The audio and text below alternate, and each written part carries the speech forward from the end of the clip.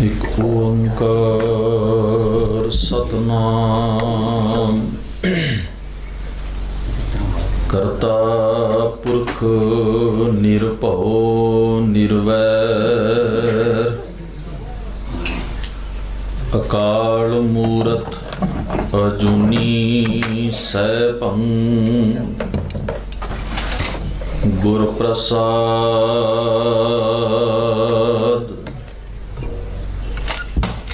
सतगुर विटों वारिया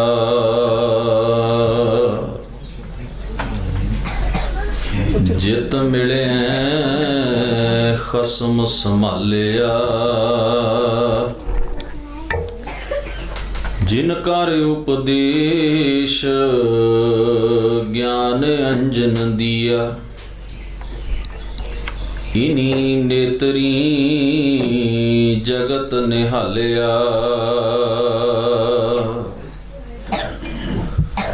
खसम छोड़ दूजे लगे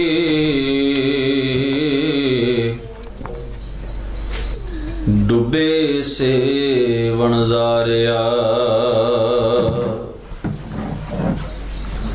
सतगुरु है बोहे था विरले किने विचारिया कर कृपा पार उतारिया कर कृपा पार उतारिया सतगुरु है बोहे था विरले किने विचारिया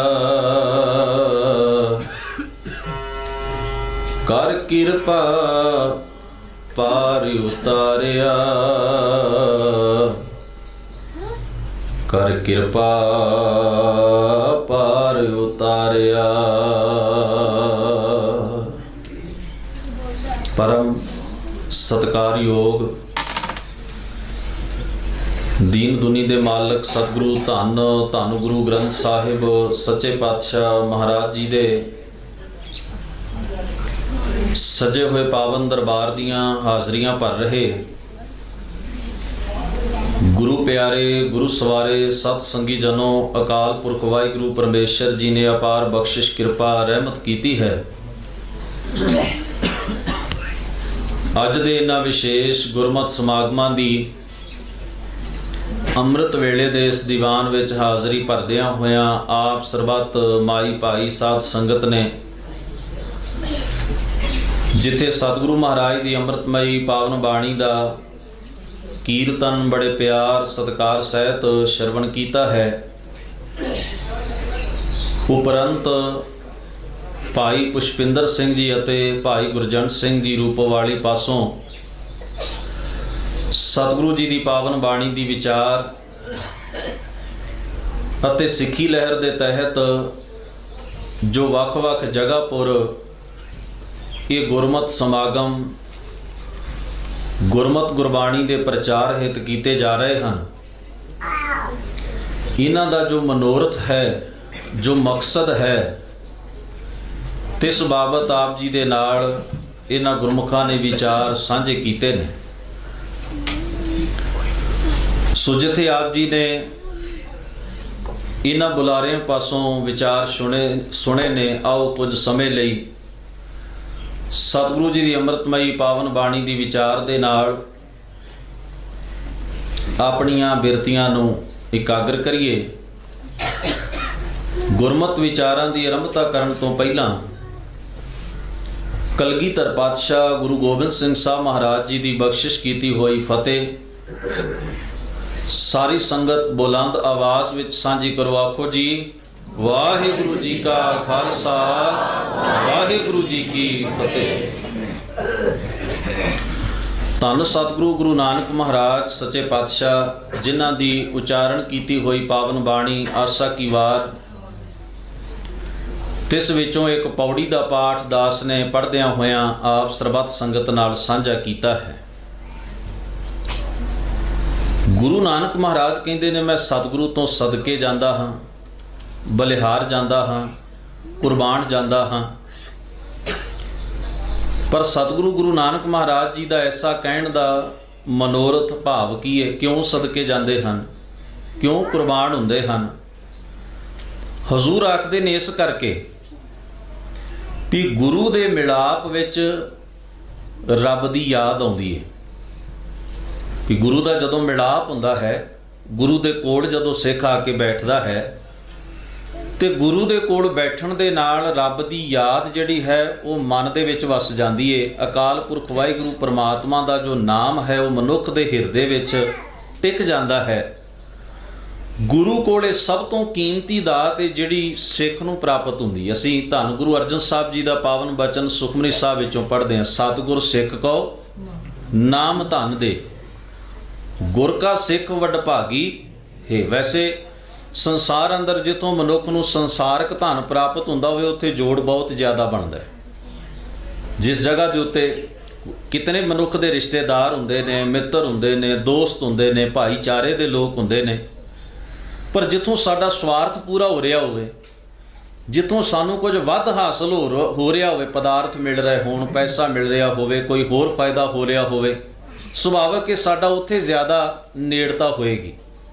ਬਾਕੀ ਜਗ੍ਹਾ ਤੇ ਨੇੜਤਾ ਘੱਟ ਹੋਏਗੀ, ਉੱਥੇ ਨੇੜਤਾ ਸਭ ਤੋਂ ਜ਼ਿਆਦਾ ਹੋਏਗੀ। ਕਾਰਨ ਉਸ ਜਗ੍ਹਾ ਦੇ ਉੱਤੇ ਸਾਡਾ ਸਵਾਰਥ ਪੂਰਾ ਹੋ ਰਿਹਾ, ਸਾਨੂੰ ਕੁਝ ਮਿਲ ਰਿਹਾ। ਬੰਦਾ ਸੋਚਦਾ ਜਿੱਥੋਂ ਕੁਝ ਮਿਲਦਾ ਹੈ ਉੱਥੇ ਵਿਗਾੜਨੀ ਨਹੀਂ ਚਾਹੀਦੀ। ਦੂਜਿਆਂ ਦਾ ਕੋਈ ਨਹੀਂ, ਬੋਲਦੇ ਨੇ ਤੇ ਠੀਕ ਹੈ, ਨਹੀਂ ਬੋਲਣਗੇ ਤਾਂ ਵੀ ਸਰ ਜਾਏਗਾ। ਸੰਸਾਰਕ ਬਿਰਤੀ ਦੇ ਉੱਤੇ ਆਮ ਸਮਾਜ ਵਿੱਚ ਵਿਚਰਦਿਆਂ ਜਿੱਥੋਂ ਕੁਝ ਮਿਲ ਰਿਹਾ ਹੋਵੇ ਉੱਥੇ ਬੰਦਾ ਜੋੜ ਰੱਖਦਾ, ਸਾਂਝ ਰੱਖਦਾ, ਪਿਆਰ ਰੱਖਦਾ, ਉਸ ਪਿਆਰ ਨੂੰ ਨਿਭਾਉਣ ਦੀ ਕੋਸ਼ਿਸ਼ ਕਰਦਾ ਹੈ, ਕਿਉਂਕਿ ਉਸ ਦੇ ਪਿੱਛੇ ਇੱਕ ਸਵਾਰਥ ਖੜਾ ਹੁੰਦਾ ਹੈ, ਇੱਕ ਲੋਭ ਖੜਾ ਹੁੰਦਾ ਹੈ, ਇੱਕ ਹਵਸ ਖੜੀ ਹੁੰਦੀ ਹੈ। ਸਤਿਗੁਰੂ ਧੰਨ ਗੁਰੂ ਅਰਜਨ ਸਾਹਿਬ ਮਹਾਰਾਜ ਕਹਿੰਦੇ ਨੇ, ਜਿਹੜੀ ਦੌਲਤ ਗੁਰੂ ਆਪਣੇ ਸਿੱਖ ਨੂੰ ਬਖਸ਼ਿਸ਼ ਕਰਦਾ ਹੈ, ਸਿੱਖ ਉਹਦੇ ਨਾਲ ਵਡਭਾਗੀ ਹੋ ਜਾਂਦਾ, ਵੱਡੇ ਭਾਗਾਂ ਵਾਲਾ। ਅਸੀਂ ਅਕਸਰ ਕਹਿੰਦੇ ਹਾਂ ਨਾ ਵੀ ਜੇ ਵੱਡੇ ਭਾਗ ਹੋਏ ਤੇ ਗੁਰੂ ਦੇ ਕੋਲ ਆ ਜਾਵਾਂਗੇ, ਜੇ ਵੱਡੇ ਭਾਗ ਹੋਏ ਤੇ ਬਾਣੀ ਪੜ੍ਹ ਲਵਾਂਗੇ, ਜੇ ਵੱਡੇ ਭਾਗ ਹੋਏ ਤੇ ਖੰਡੇ ਕੀ ਪੌਲ ਛਕ ਲਵਾਂਗੇ। ਜਦੋਂ ਵੀ ਕੋਈ ਚੰਗਾ ਕੰਮ ਕਰਨ ਦੀ ਸਾਨੂੰ ਪ੍ਰੇਰਨਾ ਕਰੇ, ਅਸੀਂ ਅਕਸਰ ਕਹਿੰਦੇ ਜੀ ਸਾਡੇ ਐਡੇ ਭਾਗ ਕਿੱਥੋਂ, ਜੇ ਸਾਡੇ ਭਾਗ ਵੱਡੇ ਹੋਣਗੇ ਤੇ ਅਸੀਂ ਆਪੇ ਕਰ ਲਵਾਂਗੇ। ਪਰ ਧੰਨ ਗੁਰੂ ਅਰਜਨ ਸਾਹਿਬ ਮਹਾਰਾਜ ਕਹਿੰਦੇ, ਗੁਰੂ ਦਾ ਸਿੱਖ ਉਦੋਂ ਵੱਡਿਆਂ ਭਾਗਾਂ ਵਾਲਾ ਬਣਦਾ ਹੈ ਜਦੋਂ ਗੁਰੂ ਉਹਨੂੰ ਨਾਮ ਧਨ ਦੀ ਦੌਲਤ ਬਖਸ਼ਿਸ਼ ਕਰ ਦਿੰਦਾ। ਸਤਿਗੁਰ ਸਿੱਖ ਕਉ ਨਾਮ ਧਨ ਦੇ, ਗੁਰ ਕਾ ਸਿੱਖ ਵਡਭਾਗੀ ਹੈ। ਗੁਰੂ ਦਾ ਸਿੱਖ ਇਸ ਕਰਕੇ ਵੱਡਿਆਂ ਭਾਗਾਂ ਵਾਲਾ ਹੈ ਕਿ ਸਤਿਗੁਰੂ ਉਹਨੂੰ ਨਾਮ ਧਨ ਬਖਸ਼ਿਸ਼ ਕਰਦਾ ਹੈ। ਜੇ ਅਸੀਂ ਪਹਿਲੋਂ ਹੀ ਵੱਡੇ ਭਾਗਾਂ ਵਾਲੇ ਹੋ ਜਾਣਾ ਹੈ ਤੇ ਫਿਰ ਸਤਿਗੁਰੂ ਮਹਾਰਾਜ ਦੀ ਮੁਬਾਰਕ ਬਾਣੀ ਕੋਲ ਆ ਕੇ ਇਹਦਾ ਮਤਲਬ ਇਹੀ ਹੋਇਆ ਨਾ ਵੀ ਅਸੀਂ ਆਮ ਤੌਰ ਤੇ ਜਿਹੋ ਜਿਹੇ ਵੀ ਹਾਂ ਤਾਂ ਵੀ ਵੱਡੇ ਭਾਗਾਂ ਵਾਲੇ ਹੋ ਸਕਦੇ ਹਾਂ। ਬਾਣੀ ਤਾਂ ਇੱਕ ਵੱਖਰੀ ਗੱਲ ਹੈ, ਪਰ ਗੁਰੂ ਗ੍ਰੰਥ ਸਾਹਿਬ ਮਹਾਰਾਜ ਕਹਿੰਦੇ ਨੇ ਨਹੀਂ, ਸਿੱਖ ਬਣਦਾ ਹੀ ਉਦੋਂ ਵੱਡਿਆਂ ਭਾਗਾਂ ਵਾਲਾ ਹੈ ਜਦੋਂ ਉਹ ਗੁਰੂ ਦੇ ਕੋਲ ਆ ਕੇ ਬੈਠ ਜਾਂਦਾ, ਜਦੋਂ ਗੁਰੂ ਕੋਲੋਂ ਉਸ ਨੂੰ ਨਾਮ ਧਨ ਦੀ, ਪਰਮੇਸ਼ਰ ਦੀ ਯਾਦ ਦੀ ਪ੍ਰਾਪਤੀ ਹੋ ਜਾਂਦੀ ਹੈ। ਪਰ ਇੱਥੇ ਮੈਂ ਇੱਕ ਬਚਨ ਆਪ ਜੀ ਦੇ ਨਾਲ ਜ਼ਰੂਰ ਸਾਂਝਾ ਕਰਾਂ। ਅਸੀਂ ਅਕਸਰ ਕਹਿ ਸਕਦੇ ਹਾਂ ਵੀ ਬੰਦਾ ਦੁਨੀਆ ਦੇ ਵਿੱਚ ਵਿਚਰਦਿਆਂ ਹੋਇਆ ਨਾ ਰੱਬ ਰੱਬ ਕਰ ਹੀ ਲੈਂਦਾ ਹੈ। ਕੋਈ ਅੱਲਾ ਕਹਿ ਰਿਹਾ, ਕੋਈ ਰਹੀਮ ਕਹਿੰਦਾ ਹੈ, ਕੋਈ ਖੁਦਾ ਕਹਿੰਦਾ ਹੈ, ਕੋਈ ਰਾਮ ਕਹਿੰਦਾ ਹੈ, ਕੋਈ ਰੱਬ ਕਹਿੰਦਾ ਹੈ, ਕੋਈ ਵਾਹਿਗੁਰੂ ਕਹਿੰਦਾ ਹੈ। ਸੰਸਾਰਕ ਤੌਰ ਤੇ ਇਹਦੇ ਵਾਸਤੇ ਗੁਰੂ ਕੋਲ ਬੈਠਣ ਦੀ ਭਲਾ ਕੀ ਲੋੜ ਹੈ? ਜੀ ਮੰਨ ਲਓ ਰੱਬ ਰੱਬ ਹੀ ਕਹਿਣਾ ਹੈ, ਰਾਮ ਰਾਮ ਕਹਿਣਾ ਹੈ, ਅੱਲਾ ਅੱਲਾ ਕਹਿਣਾ ਹੈ, ਵਾਹਿਗੁਰੂ, ਇਹਦੇ ਲਈ ਗੁਰੂ ਕੋਲ ਬੈਠਣਾ ਕੋਈ ਜ਼ਰੂਰੀ ਹੈ? ਇਹਦੇ ਵਾਸਤੇ ਗੁਰੂ ਕੋਲ ਆਉਣਾ ਕੋਈ ਲਾਜ਼ਮੀ ਹੈ? ਨਾ ਵੀ ਆਇਆ ਜਾਏ ਤਾਂ ਵੀ ਤੇ ਰੱਬ ਨੂੰ ਯਾਦ ਕੀਤਾ ਹੀ ਜਾ ਸਕਦਾ ਹੈ ਨਾ। ਇਹ ਸਾਡਾ ਵਿਚਾਰ ਬਣ ਸਕਦਾ ਹੈ, ਇਹ ਤਰਕ ਹੋ ਸਕਦਾ ਹੈ ਸਾਡਾ ਵੀ ਧੰਨ ਗੁਰੂ ਨਾਨਕ ਮਹਾਰਾਜ ਕਹਿੰਦੇ ਨੇ, ਮੈਂ ਆਪਣੇ ਗੁਰੂ ਤੋਂ ਇਸ ਕਰਕੇ ਸਦਕੇ ਜਾਣਾ ਵੀ ਗੁਰੂ ਕੋਲ ਬੈਠਣ ਕਰਕੇ ਪਰਮੇਸ਼ਰ ਦੀ ਯਾਦ ਆਉਂਦੀ ਹੈ, ਰੱਬ ਚੇਤੇ ਵਿੱਚ ਆਉਂਦਾ ਹੈ। ਸਤਿਗੁਰ ਵਿਟੋਂ ਵਾਰਿਆ ਜਿਤ ਮਿਲਿਆ, ਖਸਮ ਸੰਭਾਲਿਆ। ਖਸਮ ਨੂੰ ਸੰਭਾਲ ਲਈਦਾ ਹੈ, ਖਸਮ ਨੂੰ ਚੇਤੇ ਕਰ ਲਈਦਾ ਹੈ, ਖਸਮ ਨੂੰ ਯਾਦ ਕਰ ਲਈਦਾ ਹੈ। ਖਸਮ ਕੌਣ ਹੈ? ਸੱਚ ਸਭਨਾ ਕਾ ਖਸਮ ਹੈ, ਜਿਸ ਬਖਸ਼ੇ ਸੋ ਜਨ ਪਾਵੇ। ਪਰ ਕੀ ਜੇ ਗੁਰੂ ਕੋਲ ਨਾਮ ਹੀ ਆਈਏ ਕਿ ਤਾਂ ਵੀ ਖਸਮ ਕਿਤੇ ਭੁੱਲ ਜਾਂਦਾ ਹੈ? ਖਸਮ ਨੂੰ ਤਾਂ ਵੀ ਤੇ ਯਾਦ ਕੀਤਾ ਜਾ ਸਕਦਾ ਨਾ। ਬੰਦਾ ਆਪਣਾ किते भी बैठ के रब रब कर लवे। ਇਹਦੇ ਲਈ गुरु ਕੋਲ आना जरूरी है, गुरु तो सदके जाना जरूरी है। गुरु ਦਾ ਵਿੱਚ ਕੀ ਰੋਲ है? यही भेत है जो धन गुरु ग्रंथ साहब महाराज सानू समझाउंदे ने। गुरु दे कोल जुगत है, जिस जुगत नूं अपना के, जिस तरीके नूं अपना के असीं सारे रब वाले हो सकते। कोई जरूरी नहीं जिहड़ा बंदा जबान तो रब रब कहंदा है ना ਉਹਦਾ जीवन भी रब वाला होवे, ये कोई जरूरी नहीं है। ताइयों महाराज बाणी दे विच आखदे ने मुखों हर हर सब को कहे भी जबान तो हर हर रब रब हर कोई। बंदा चोरी करके जा रहा है अपने घर नूं, रस्ते दे विच मस्जिद आई, मंदिर आया, गुरुद्वारा आया, लंघदे होया उत्थे भी बंदे ने सिर झुकाया। चोरी करन जा रहा है, हुण चोर दे अंदर भी तो एक डर हुंदा है ना भी मैं किते फड़िया ना जावां, मैनूं कोई वेख ना लवे। वो जदों धर्म स्थान दे कोल दी लंघिया ना, मस्जिद वेखी, गुरुद्वारा वेखिया जां होर कोई धार्मिक स्थान वेखिया, उन्हें भी अंदरों अंदर उहदे ये आवाज़ निकली, हे खुदा खैर करी अज किते ऐसा ना होवे मैं पकड़िया जावां। वो भी सुख मंग रहे, रब नूं याद वो भी करे अपने मकसद वास्ते। पर जरा सोचो कि ਉਹਦਾ मकसद सही है, कि वो सही काम वास्ते जा रहे, जिहड़ा रब उसदी हैल्प करेगा, मदद करेगा, उसदी सहायता करेगा, उसदा मददगार होएगा। याद वो भी कर रहे मैं किते फड़िया ना जावां, रब्बा अज बचा लें, रब नूं बचाए, ये उसदी भावना है, ये उसदी अरदास है, ये उसदे अंदर दी इच्छा है। पर की ਉਹਦਾ रब नूं याद करन दा मकसद चंगा है? नहीं, बिल्कुल नहीं। जे रब ने ਉਹਦੀ चोरी विच सहायता करनी तो ਇਹਦਾ मतलब तो ये हो गया भी कल ਨੂੰ ठग भी कहेगा रब मेरी सहायता करे, कातल भी कहेगा। ਇਹਦਾ मतलब तो ये है भी जे ठगां चोरां ते कातलां ਦੀ सहायता करनी है तो फिर धर्म की तो लोड़ ही कोई नहीं। धर्म तो आखदा भी ये बदियां बंदे ने छड्डणियां ने, त्याग देणियां ने। सतगुरु सच्चे पातशाह मुबारक बाणी विच आखदे ने मुख तो हर हर रब रब कोई भी कह सकता है, हर कोई कहंदा है, पर विरले हिरदे वसाया। वो विरले ने, वो महत्वपूर्ण लोग ने, वो चंगे लोग ने जिन्हां ने अपने हिरदे विच भी उस रब नूं वसा लिया, उहदी याद नूं हिरदे दे विच टिका लिया। हुण भला जे हिरदे दे विच उहदी याद वस जाए, कई बार तो ऐसा होंदा ना बंदा मुख तो रब रब कर रहा है, पर जिस वेले मौका बनता है वो अपना कुकर्म अपने हत्थां नाल कर लैंदा है। कान उहदे लगे हुंदे ने भी लोग की कहिंदे ने, अखां उहदियां कुछ ऐसा वेख रही ने जो उहनूं नहीं वेखना चाहिए। जबान कह रही है रब रब, जबान कह रही है वाहिगुरू वाहिगुरू, जबान कह रही है अल्लाह अल्लाह, पर अखां वो कुछ तक रही ने जो उहनूं तकना नहीं चाहिए। कान वो कुछ सुन रहे हैं जो उन्होंने सुनना नहीं चाहिए। पैर उस पासे तुर रहे हैं जिधर उन्होंने नहीं तुरना चाहिए। हाथ वो कर रहे हैं, मन अंदर वो सोच रहा है जो उन्होंने नहीं सोचना चाहिए। जेड़े ख्याल उसके मन में नहीं आने चाहिए वो भी आ रहे हैं। केवल जबान हिल रही है और जबान कह रही है रब रब। बस गल इत्थे के ताइयों हजूर ने कहा मुखों हर हर सब को कहे, विरलै हिरदय वसाया। नानक जिनकै हिरदय वसिया मोख मुकत तिन पाया। हे नानक जिन्हां दे हिरदे दे विच वस जांदा है, असल मुकत वो हुंदे ने। वो किहड़ी चीज़ तो मुकत हुंदे ने? उन्हां दियां अखां पराया रूप नहीं तकदियां, उन्हां दे कंन किसे दी निंदा नहीं सुनदे, चुगली सुन विच मशरूफ नहीं हुंदे, उन्हां दी जबान जिहड़ी है किसे दी निंदा नहीं करदी, चुगली नहीं करदी, झूठ नहीं बोलदी, झूठी गवाही नहीं देंदी, झूठे दा पक्ष नहीं लैंदी। उन्हां दे मन अंदर बदी दे ख्याल आके नहीं टिकदे, उन्हां दा मन साफ रहिंदा है, उन्हां दे ज्ञान इंद्रे शुद्ध रहिंदे ने, चंगे रहिंदे ने। वो अपने शरीर नाल मंदे कर्मां दे विच प्रवृत्त नहीं हुंदे, रुझदे नहीं। इनू सतगुरु कहंदे वो मुकत हो गए। नानक जिनकै हिरदय वसिया मोख मुकत तिन पाया। उन्होंने मुक्ति प्राप्त कर ली। वो भरम तो भी मुकत हो गए, वो वहम तो भी मुकत हो गए, वो कर्मकांड तो भी मुकत हो गए। आप जी के नज़दीक पैंदा है वो स्थान जिसनों मटन आख्या जाता है। जगत गुरु गुरु नानक महाराज पातशाह, ये बड़ी बरकत है हजूर दी कि उन्होंने पंजाब के मैदानी इलाके विचों उठ के जिथे लंका तक का सफ़र तय किया, मक्के मदीने तक का, बसरे तक का सफ़र तय किया। हजूर सच्चे पातशाह महाराज ने इन्हां पर्वतां दी गोद विच वसे हुए अपने वड्डे वडेरे और उन्हां पुरखियां नूं जिहड़े अनमतां दे कर्मां विच लगे हुए सन, इत्थे आके भी सतगुरु महाराज ने अपने सच की दात जिहड़ी है ਉਪਦੇਸ਼ ਜਿਹੜਾ ਹੈ ਉਹ ਸਾਡੇ ਪੁਰਖਿਆਂ ਨੂੰ ਬਖਸ਼ਿਸ਼ ਕੀਤਾ, ਜਿਸ ਵਜ੍ਹਾ ਕਰਕੇ ਇਹਨਾਂ ਵਿਖੜੇ ਥਾਵਾਂ ਤੇ ਸਤਿਗੁਰੂ ਗੁਰੂ ਨਾਨਕ ਮਹਾਰਾਜ ਸੱਚੇ ਪਾਤਸ਼ਾਹ ਜੀ ਦੀ ਸਿੱਖੀ ਸਦੀਆਂ ਤੋਂ ਪਲ ਰਹੀ ਹੈ, ਜੀ ਰਹੀ ਹੈ ਔਰ ਆਪਣਾ ਦਮ ਵਿਖਾ ਰਹੀ ਹੈ। ਹਜ਼ੂਰ ਮਹਾਰਾਜ ਗੁਰੂ ਨਾਨਕ ਪਾਤਸ਼ਾਹ ਸਿੱਖ ਧਰਮ ਦੇ ਬਾਨੀ ਸਤਿਗੁਰੂ ਜੀ ਜਿਸ ਵੇਲੇ ਸੁਮੇਰ ਪਰਬਤ ਦੀ ਯਾਤਰਾ ਤੋਂ ਵਾਪਸ ਆਏ ਸਨ ਤਾਂ ਮਟਨ ਆ ਕੇ ਟਿਕੇ ਸਨ। ਬ੍ਰਹਮਦਾਸ ਪੰਡਤ ਬੜਾ ਉੱਚ ਕੋਟੀ ਦਾ ਵਿਦਵਾਨ ਹੈ, ਬੜਾ ਸਿਰ ਕੱਢ ਧਨੰਤਰ ਵਿਦਵਾਨ। ਇੱਕ ਬਚਨ ਮੈਂ ਤੁਹਾਡੇ ਨਾਲ ਜ਼ਰੂਰ ਸਾਂਝਾ ਕਰਾਂ ਵੀ ਵਿਦਿਆ ਗਿਆਨ ਉੱਥੇ ਵੱਧਦਾ ਫੁੱਲਦਾ ਹੈ ਜਿੱਥੇ ਮਾਹੌਲ ਸ਼ਾਂਤ ਹੋਏਗਾ, ਜਿੱਥੇ ਮਾਰਕਾਟ ਚੱਲੇਗੀ, ਲੁੱਟ ਖੋਹ ਹੁੰਦੀ ਰਹੇਗੀ, ਉੱਥੇ ਗਿਆਨ ਤਕਨੋਲੋਜੀ ਕਦੇ ਤਰੱਕੀ ਨਹੀਂ ਕਰਦੀ। ਤੁਸੀਂ ਆਪ ਮਾਈ ਭਾਈ ਵਿੱਚੋਂ ਜਿਹੜੇ ਇਤਿਹਾਸ ਨੂੰ ਪੜ੍ਹਨ ਦਾ ਸ਼ੌਂਕ ਰੱਖਦੇ ਨੇ ਉਹਨਾਂ ਨੂੰ ਪਤਾ ਹੋਏਗਾ, ਕਾਂਸ਼ੀ ਦੇ ਵਿੱਚ ਬੜੇ ਧੁਰੰਤਰ ਵਿਦਵਾਨ ਰਹਿੰਦੇ ਸਨ। ਜਾਂ ਦੱਖਣ ਦੇ ਵਿੱਚ ਓਂਕਾਰ ਦਾ ਮੰਦਿਰ ਹੈ, ਜਿਸ ਜਗ੍ਹਾ ਦੇ ਉੱਤੇ ਬੜੀ ਵੱਡੀ ਪਾਠਸ਼ਾਲਾ ਸੀ, ਉੱਥੇ ਓਂਕਾਰ ਭਗਵਾਨ ਦੀ ਮੂਰਤੀ ਲੱਗੀ ਹੋਈ ਸੀ।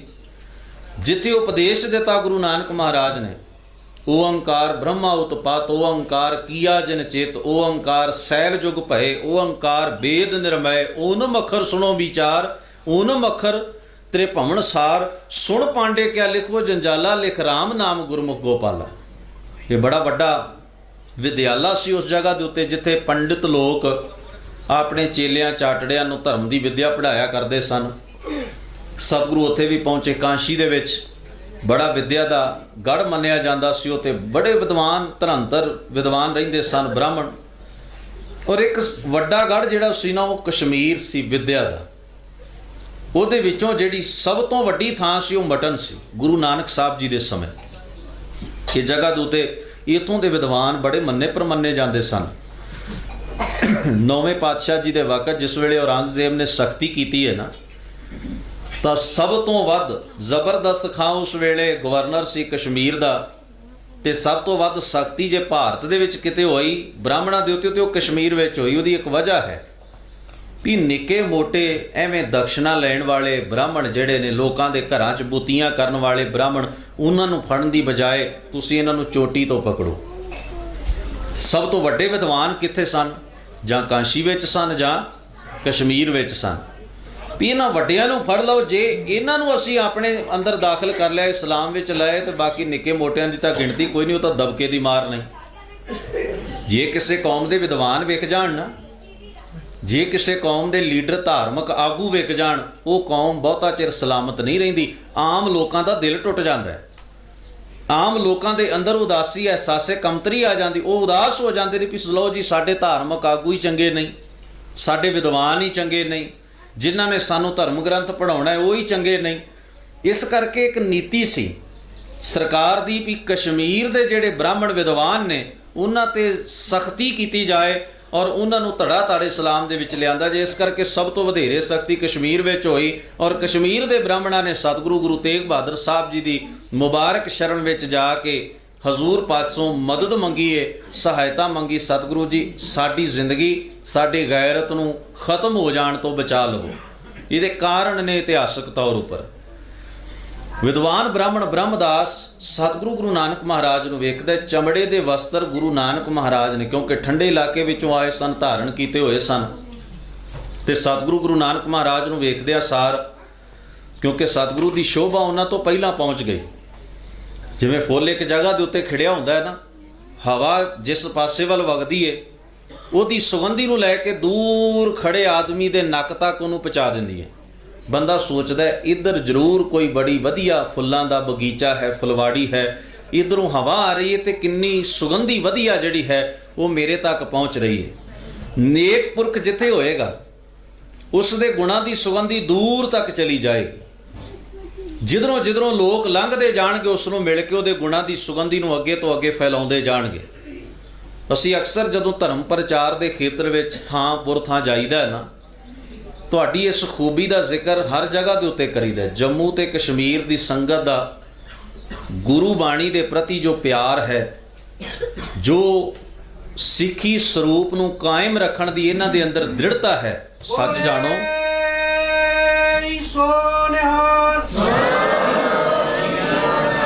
उस खूबी नूं अज सानू अपने बच्चों नूं दस्सण दी बड़ी लोड़ महसूस हुंदी है। बड़ा फख्र हुंदा इस गल उत्ते कि साडे कोल ऐसी मिसाल है जिहड़ी असी अपने लोकां नूं, पंजाब विच बैठे हुए लोकां नूं दे सकदे। ये गुण ने।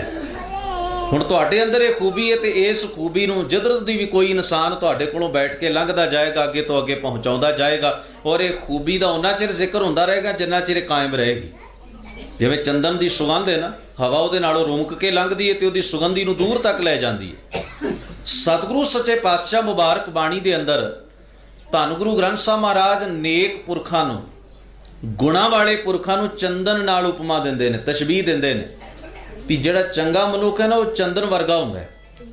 इस करके हजूर गुरु नानक साहब दे पहुँचण तो पहलां उन्हां दी शोभा ब्रह्मदास दे कन्नां तक पहुँच गई।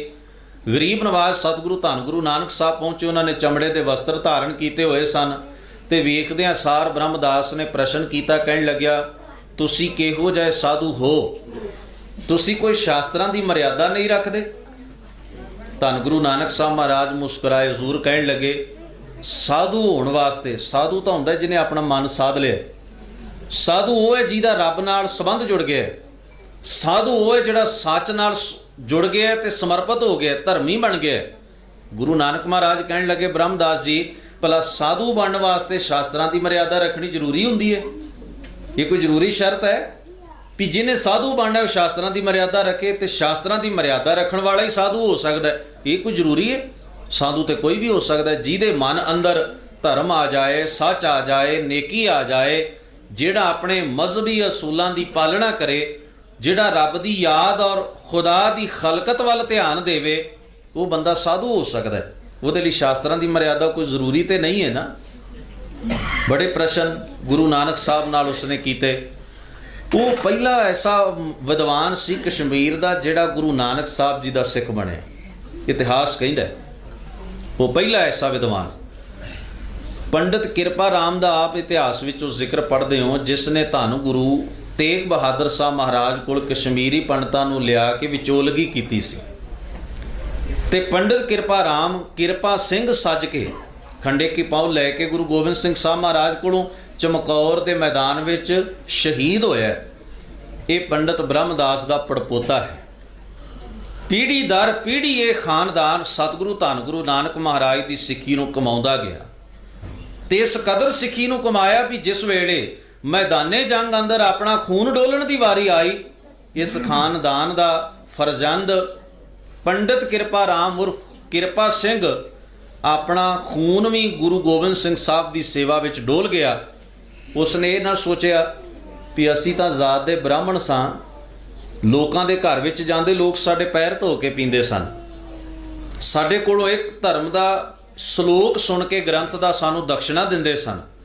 किसी के घर बच्चे का जन्म होवे, किसी ने बच्चे नूं पढ़ने पाउणा होवे, किसी ने बच्चे की मंगणी करनी होवे, विआह करना होवे, नवां घर बनाए, कोई व्यापार करने वास्ते विदेश जाना चाहुंदा होवे, कोई यात्रा ते तुरे, कोई मनुख मर जाए, उहदे मरण तो बाद तक भी श्राद्ध दे नां ते किन्नियां रस्मां ने जड़ियां सनातनी परिवारां विच कीतियां जांदियां ने। ब्राह्मण दी ते सरदारी है, पुजारी तो एक बार किसी के घर वड़ जाए तो कहते निकलता नहीं, मरण तो बाद तक भी वह खैड़ा नहीं छड़ता।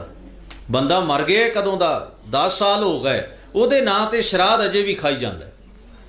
10 साल बंदे नूं गुजरिया हो गए, अजे तक भी उस बंदे दे नां ते उहनूं पुजारी नूं कढना किते सौखा है, घर दे विचों पक्का ही वड़ जाता है। एक बार जिस दे घर दे विच वड़ गया दोबारा निकलता नहीं, बड़ा औखा है।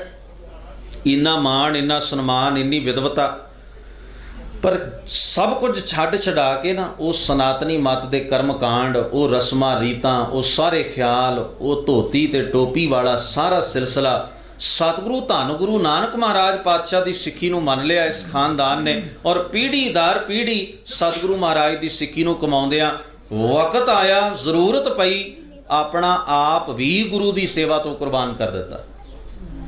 सतगुरु महाराज हुण की मैं जो तुहाडे नाल बचन साझा करना है कि पंडित ब्रह्मदास नूं राम राम कहना नहीं सी आउंदा, जिहड़ा उन्हें सब कुछ छड्ड के गुरु की सिੱਖੀ वाल रुख कर लिया? की वो जे पंडित ही बनिया रहिंदा ਜੇ ਉਸੇ ਤਰ੍ਹਾਂ ਜਨੇਊ ਧਾਰਨ ਕਰੀ ਰੱਖਦਾ ਤੇ ਆਪਣੇ ਕਰਮ ਕਾਂਡ ਕਰਦਾ, ਰਾਮ ਰਾਮ ਤਾਂ ਉਹਨੂੰ ਫਿਰ ਵੀ ਕਹਿਣਾ ਆਉਂਦਾ ਸੀ ਨਾ। ਆਖਰ ਉਹ ਲੋਕਾਂ ਨੂੰ ਦੱਸਦਾ ਸੀ ਭਾਈ ਰਾਮ ਰਾਮ ਜਪਿਆ ਕਰੋ। ਉਹ ਉਦੋਂ ਵੀ ਤੇ ਰਾਮ ਰਾਮ ਕਹਿ ਹੀ ਰਿਹਾ ਸੀ ਨਾ, ਕਿ ਉਹਨੂੰ ਉਸ ਵੇਲੇ ਰਾਮ ਰਾਮ ਕਹਿੰਦੇ ਹੋਇਆ ਉਸ ਰਾਮ ਕਹਿਣ ਦੇ ਵਿੱਚ ਕੋਈ ਭੁੱਲ ਸੀ ਜਿਹੜੀ ਉਹਨੂੰ ਗੁਰੂ ਧਾਰਨ ਕਰਨਾ ਪਿਆ ਔਰ ਸਤਿਗੁਰੂ ਗੁਰੂ ਨਾਨਕ ਸਾਹਿਬ ਦੀ ਸਿੱਖੀ ਵਾਲੇ ਪਾਸੇ ਰੁਖ ਕਰਨਾ ਪਿਆ। ਇਹੀ ਫਰਕ ਹੈ।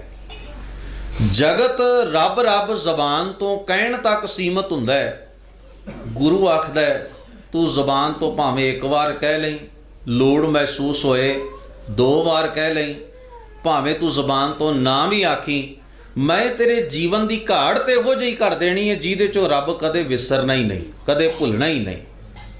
ਇਸ ਨੂੰ ਗੁਰਬਾਣੀ ਐਵੇਂ ਕਹਿੰਦੀ ਹੈ, ਸਾਚ ਨਾਮ ਮੇਰਾ ਮਨ ਲਾਗਾ, ਲੋਗਨ ਸਿਓ ਮੇਰਾ ਠਾਠਾ ਬਾਗਾ, ਬਾਹਰ ਸੂਤ ਸਗਲ ਸਿਓ ਮੌਲਾ, ਲਿਪਤ ਰਹੋ ਜੈਸੇ ਜਲ ਮੈਂ ਕੌਲਾ।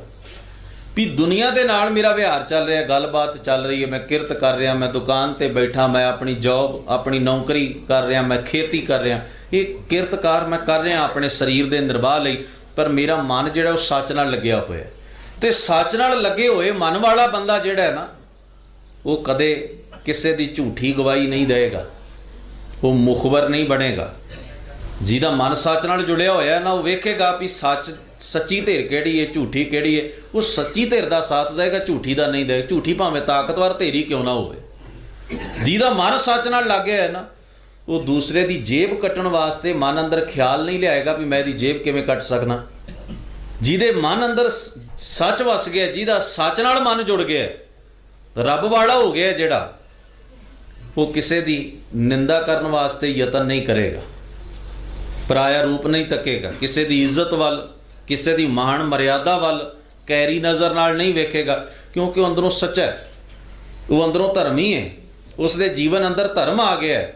ਇਹ ਹੈ ਰੱਬ ਵਾਲੇ ਹੋ ਜਾਣਾ। ਤੇ ਜੇ ਮੇਰੇ ਵਰਗਾ ਇਨਸਾਨ ਜ਼ੁਬਾਨ ਤੋਂ ਰੱਬ ਰੱਬ ਕਰੇ, ਵਾਹਿਗੁਰੂ ਵਾਹਿਗੁਰੂ ਕਰੇ, ਭਗਵਾਨ ਦਾ ਨਾਮ ਲਵੇ, ਅੱਲਾ ਨੂੰ ਯਾਦ ਕਰੇ, ਪਰ ਅੰਦਰੋਂ ਖੋਟਾ ਹੋਵੇ, ਮਨ ਜਿਹੜਾ ਉਹ ਝੂਠ ਵਾਲੇ ਪਾਸੇ, ਸੱਚ ਦੀ ਬਜਾਏ ਝੂਠ ਵੱਲ ਲੱਗਾ ਹੋਵੇ, ਤਾਂ ਕੀ ਇਸ ਨੂੰ ਅਸੀਂ ਰੱਬ ਨੂੰ ਯਾਦ ਕਰਨਾ ਕਹਾਂਗੇ? ਨਹੀਂ ਜੀ, ਇਹਨੂੰ ਅਸੀਂ ਪਖੰਡ ਕਹਾਂਗੇ, ਇਸ ਨੂੰ ਅਸੀਂ ਵਿਖਾਵੇਬਾਜ਼ੀ ਆਖਾਂਗੇ ਵੀ ਬੰਦਾ ਵਿਖਾਵਾ ਤੇ ਬੜਾ ਕਰਦਾ ਹੈ, ਪਰ ਅੰਦਰੋਂ ਸੱਚ ਨਾਲੋਂ, ਰੱਬ ਨਾਲੋਂ, ਗੁਰੂ ਨਾਲੋਂ ਟੁੱਟਿਆ ਹੋਇਆ। ਗੁਰੂ ਐਸਾ ਜੀਵਨ ਪੈਦਾ ਕਰਦਾ ਹੈ ਜਿਹੜਾ ਧੁਰ ਅੰਦਰੋਂ ਮਨ ਕਰਕੇ ਇਨਸਾਨ ਸਿੱਖ ਜਿਹੜਾ ਹੈ ਗੁਰੂ ਦੇ ਉਪਦੇਸ਼ ਨਾਲ, ਸਤਿਗੁਰੂ ਦੀ ਮੱਤ ਨਾਲ ਸਾਂਝ ਬਣਾ ਕੇ ਰੱਬ ਵਾਲਾ ਹੋ ਜਾਂਦਾ, ਰੱਬ ਲਈ ਜੀਂਦਾ ਹੈ, ਰੱਬ ਵਾਸਤੇ।